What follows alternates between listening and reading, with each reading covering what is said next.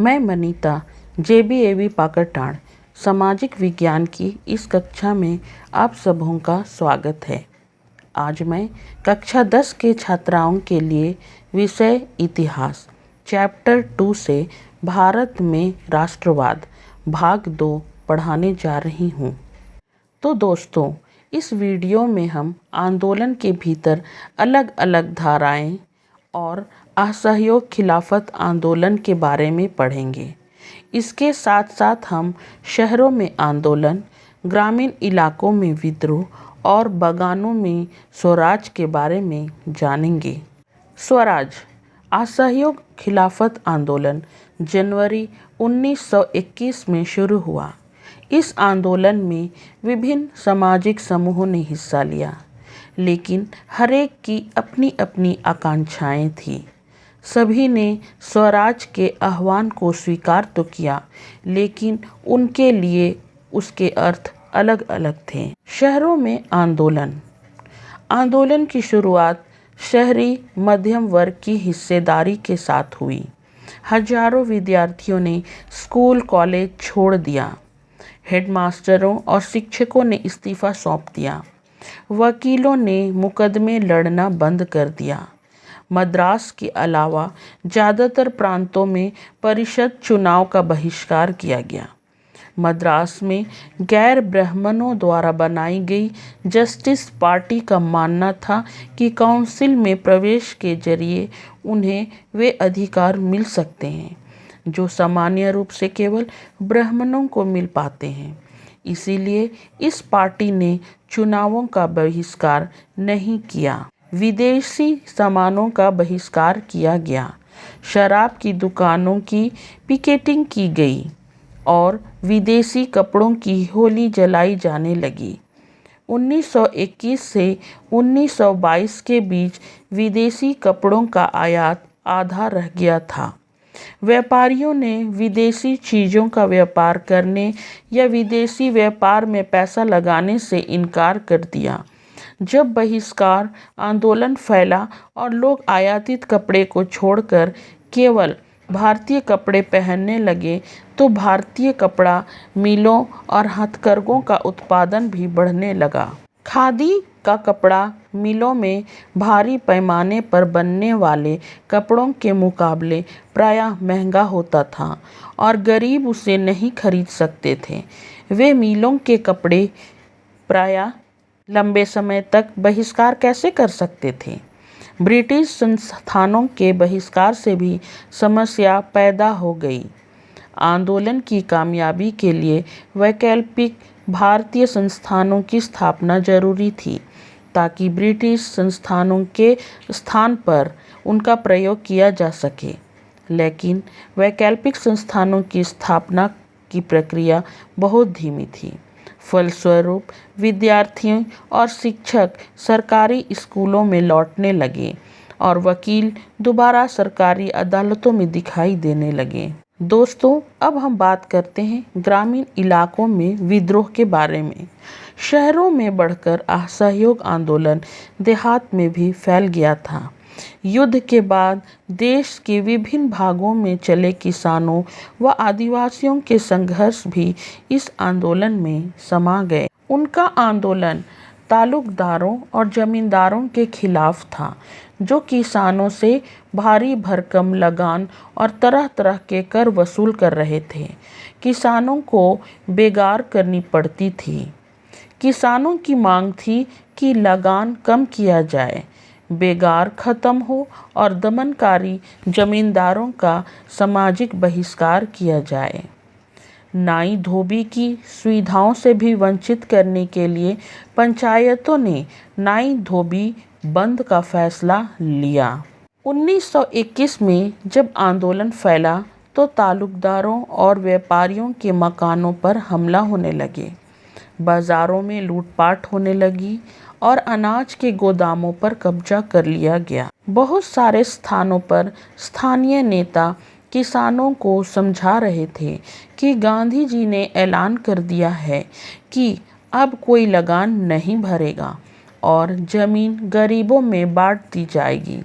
महात्मा का नाम लेकर लोग अपनी सारी कार्रवाइयों और आकांक्षाओं को सही ठहरा रहे थे।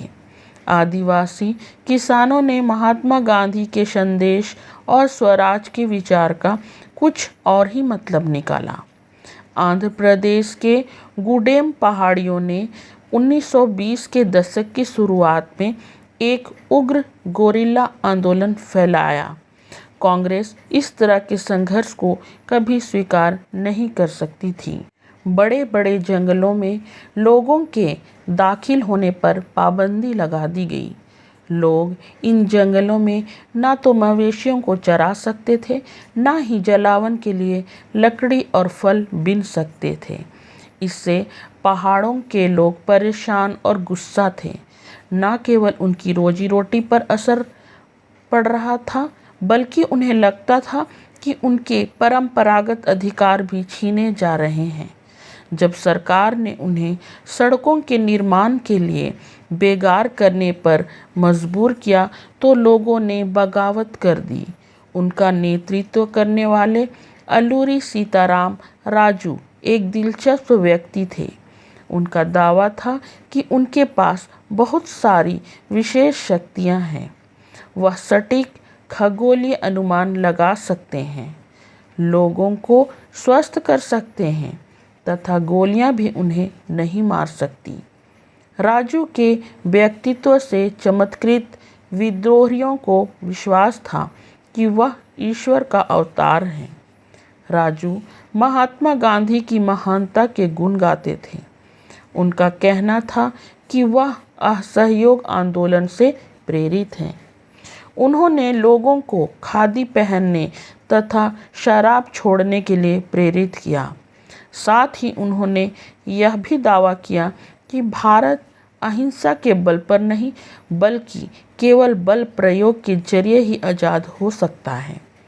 गुडेम विद्रोहियों ने पुलिस थानों पर हमले किए, ब्रिटिश अधिकारियों को मारने की कोशिश की और स्वराज प्राप्ति के लिए गुरिल्ला युद्ध चलाते रहे। 1924 में राजू को फांसी दे दी गई। राजू अपने लोगों के बीच लोकनायक बन चुके थे। बागानों में स्वराज।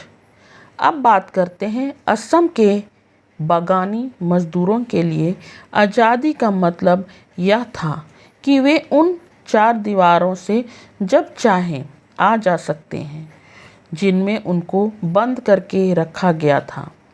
उनके लिए आज़ादी का मतलब था कि वे अपने गांवों से संपर्क रख पाएंगे।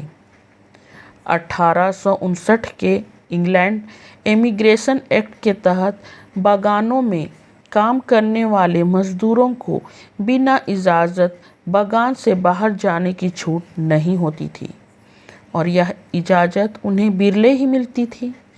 जब उन्होंने असहयोग आंदोलन के बारे में सुना तो हजारों मजदूर अपने अधिकारियों की अवहेलना करने लगे। उन्होंने बागान छोड़ दिया और अपने घर को चल दिए।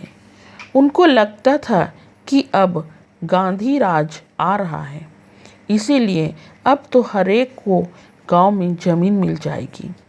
लेकिन वे अपनी मंजिल पर नहीं पहुंच पाए। रेलवे और स्ट्रीमों की हड़ताल के कारण वे रास्ते में ही फंस कर रह गए। उन्हें पुलिस ने पकड़ लिया और उनकी बुरी तरह से पिटाई की गई। स्वराज।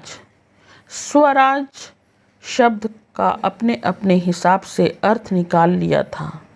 उनके लिए यह एक ऐसे युग का घोतक था जब सारे कष्ट और सारी मुसीबतें कम हो जाएंगी। फिर भी जब आदिवासियों ने गांधी जी के नाम का नारा लगाया और स्वतंत्र भारत की हुंकार भरी, तो वे एक अखिल भारतीय आंदोलन से भी भावनात्मक स्तर पर जुड़ गए थे। जब वे महात्मा गांधी का नाम लेकर काम करते थे या अपने आंदोलन को कांग्रेस के आंदोलन से जोड़कर देखते थे, तो वास्तव में एक ऐसे आंदोलन का अंग बन जाते थे जो उनके इलाके तक ही सीमित नहीं था।